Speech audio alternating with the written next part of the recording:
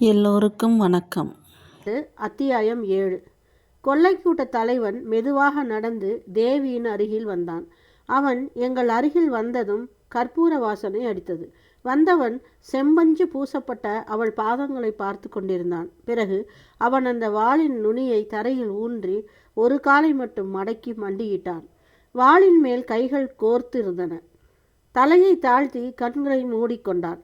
பிறகு எழுந்து 2 அடிகள் பின்வாங்கி நின்று கொண்டு கண்களை மூடி தியானத்தில் இருப்பவனை போல் சற்று நேரம் இருந்து தொண்டை கட்டிய ஒரு அழும் குரலில் அடே பொம்மா என்று மெதுவாக கூப்பிட்டான்.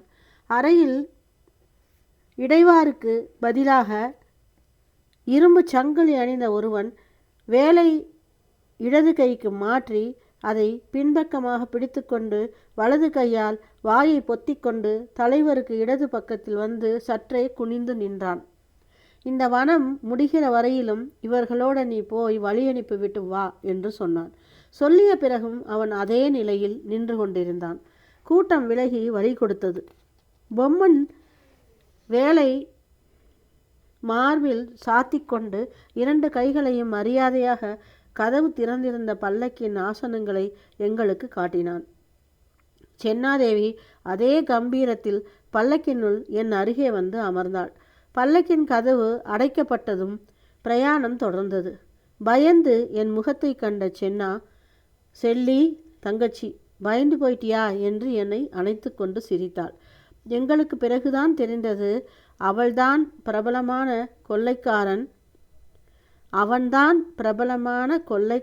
மல்லையா என்று திடுக்கிட்டு போனோம்.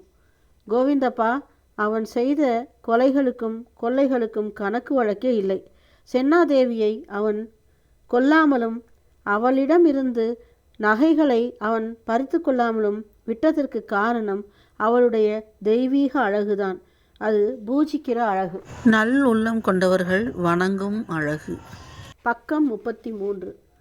மல்லையா பெரிய கொள்ளைக்காரன்தான் என்றாலும் அவன் மகா பக்திமான், பெண்களை தாயாக நினைப்பவன். அவன் பூஜிக்கின்ற சண்டிகா தேவியின் வீர அழகை சென்னாதேவியிடம் அவன் தரிசித்தான் போலிருக்கிறது. ஆனால் கோவிந்தப்பா, பெண்ணுக்கு இப்படி ஒரு அழகு இருந்தால் அவள் சௌக்கியமாக வாழவே முடியாது. சென்னாதேவிக்கு எந்த அழகு கீர்த்தியை கொடுத்ததோ அதே அழகு அவளுக்கு சோகத்தையும் கொடுத்தது.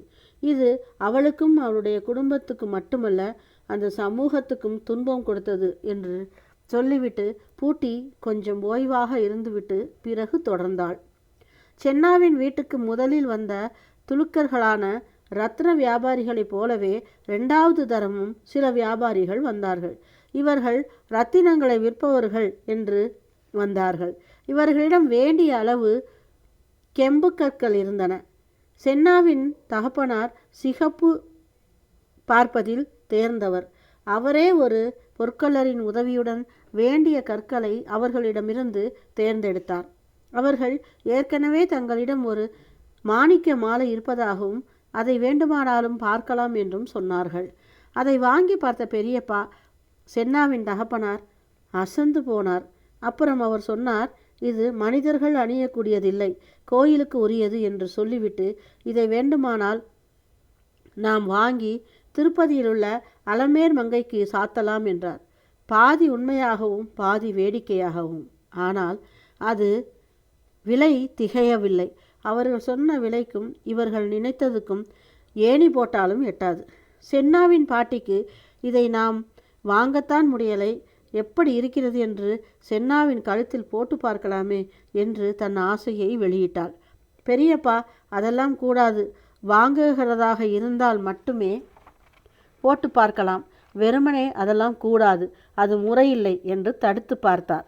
பக்கம் 34. ஆசை யாரை விட்டது? பாட்டி, நாம தான் மாலை செய்ய போகிறோமே, வேண்டாமாம்மா இது என்று திரும்பவும் சொல்லி பார்த்தார் பெரியப்பா. ஆனால் நீ பேசாமல் இருடா என்று சொல்லிவிட்டு உள்ளே திரும்பி தனது அன்பான குரலில் நான் அபாஞ்சி என்று கூப்பிட்டாள். அவள் சென்னாவை அபாஞ்சி என்றுதான் செல்லமாக கூப்பிடுவாள்.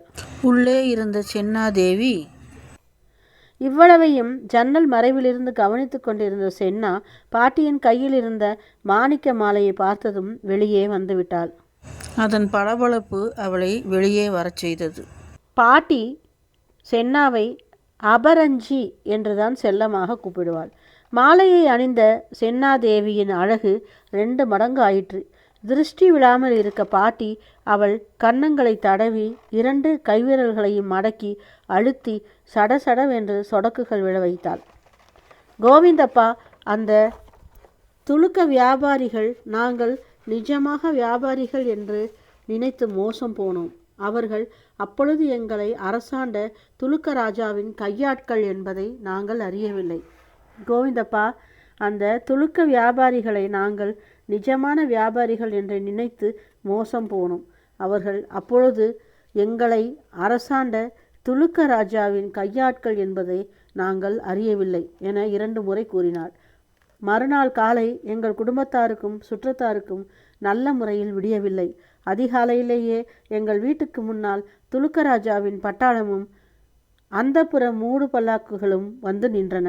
நாங்கள் வீட்டை விட்டு ஓடிப்போக எண்ணி முயலாமல் ஓடி போகாமல் இருக்க சுற்றிலும் பாராக்காரர்கள். வந்தவர்கள் இதை நாங்கள் தப்பிதமாக எங்கே நினைத்து கொள்வோமோ என்று, அது மரியாதைக்காக என்று எங்களிடம் சொன்னார்கள். ராஜாவின் காரியஸ்தர் ஒரு பிராமணனை போலிருந்த வயசாளி. அவர்தான் எங்கள் பெரியப்பாவை கூப்பிட்டு பல்லக்குகளின் கொண்டு வந்திருந்த வைர வைடூரிய நகைகளையும் முத்து மாலைகளையும் பட்டாடைகளையும் ராஜாவின் மற்ற சன்மானங்களையும் அனைத்தையும் எங்களிடம் மரியாதையாக ராஜாவின் மரியாதைகளையும் ஏற்றுக்கொள்ளும்படி சொன்னார். பக்கம் 35. ராஜாவினுடைய வரிசைகளை ராஜாவினுடையதை மறுக்க முடியுமா? ஆனால் துலுக்க ராஜாவிடமிருந்து வரும் இப்படி மரியாதைகளை ஏற்றுக்கொள்வதில்லை. அபாயங்களையும் நாங்கள் கேள்விப்பட்டிருந்தோம். அதனால்தான் துலுக்க ராஜாக்களிடம் இருந்து வரும் இப்படி மரியாதைகளை ஏற்றுக்கொள்வதில் உள்ள அபாயங்களையும் நாங்கள் கேள்விப்பட்டிருந்தோம். கடைசியில் நாங்கள் பயந்தபடி ஆயிற்று. என்னவென்று சொல்வது? கடைசியில் நாங்கள் பயந்தபடி ஆயிற்று. வந்தவர்கள் சென்னாதேவியை துலுக்க ராஜாவுக்கு பெண் கேட்டார்கள். அந்த வயசான பிராமணன் பெரியப்பாவை பார்த்து, அப்பாயி, நீ ஒன்றும் பயப்படாதே. ராஜா உன் பெண்ணை கல்யாணம் செய்து தனக்கு ராணியாக ஆக்கிக்கொள்ளவே இஷ்டப்படுகிறான். உனக்கும் உன் குடும்பத்துக்கும் அதிர்ஷ்டம் வந்திருக்கிறது. யோசிக்காதே என்று சொன்னான். பெரியப்பா ஒன்றும் பேசவில்லை. அந்த பிராமணனையே பார்த்து கொண்டிருந்தார்.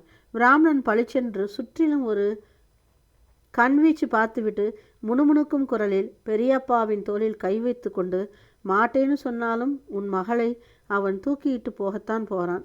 கடவுள் விட்ட வழின்னு பேசாமல் சம்மதிச்சிடு என்றான். காரியஸ்தனின் கையை பெரியப்பா தனது தோளில் இருந்து தள்ளினார். தனது மகள் இவ்வளவு அழகாக இருக்கிறாளே என்று பெருமைப்பட்ட சென்னாவின் தாய், ஐயோ, இவள் ஏன் இவ்வளவு அழகோடு பிறந்தாள் என்று கண்ணீர் விட்டாள். யாரும் எதுவும் பேசவில்லை. பேச்சு நின்று போய்விட்டது. யாருக்கும் அன்னபானம் கிடையாது. வீட்டில் ஒரு துக்கம் நடந்திருந்தால் கூட இவ்வளவு வருத்தப்பட்டிருக்க மாட்டார்கள். பெரியவர்கள் யோசித்து யோசித்து பார்த்தார்கள். ஒரு முடிவுக்கும் வர முடியவில்லை அவர்களால். எல்லோரும் எதையாவது தின்று இறந்து போய்விடலாம் என்றாலும் முடியாது போலிருக்கு. வந்தவர்கள் சூழ்ந்து கொண்டிருக்கிறார்கள். புறப்பட்டு போவதாக தெரியவில்லை. யோசித்து சொல்கிறோம் என்று சொன்னாலும் நகருவதாக இல்லை. பாட்டி பெரியப்பாவின் பூஜை அறைக்குள் கூட்டிக் கொண்டு போனாள். இதை பார்த்து கொண்டிருந்த பெரியம்மாவும் அங்கே போனாள். எல்லோரும் ஒருவரை ஒருவர் கட்டிக்கொண்டு சத்தமில்லாமல் அழுதார்கள். பக்கம் 36. மனதின் வேதனையோடும் தவிப்போடும் எவ்வளவு நேரம்தான் அழ முடியும்? குடும்பத்தார் எல்லோரும் பார்த்து கொண்டிருக்க பாட்டி குத்து விளக்கை பிரகாசமாக தூண்டினாள். திருப்பதி மலை இருக்கும் திசையை நோக்கி, ஓ ஏடு கொண்டலவாடா ஸ்ரீனிவாச மூர்த்தி என்று உறக்கச் சொல்லி பூமியில் விழுந்து நமஸ்கரித்தாள்.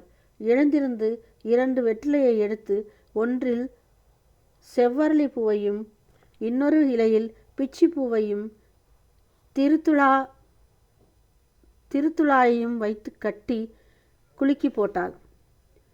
மங்கத்தாயாரு என்று பெயர் சொல்லி பாட்டி என்னை அழைத்தாள்.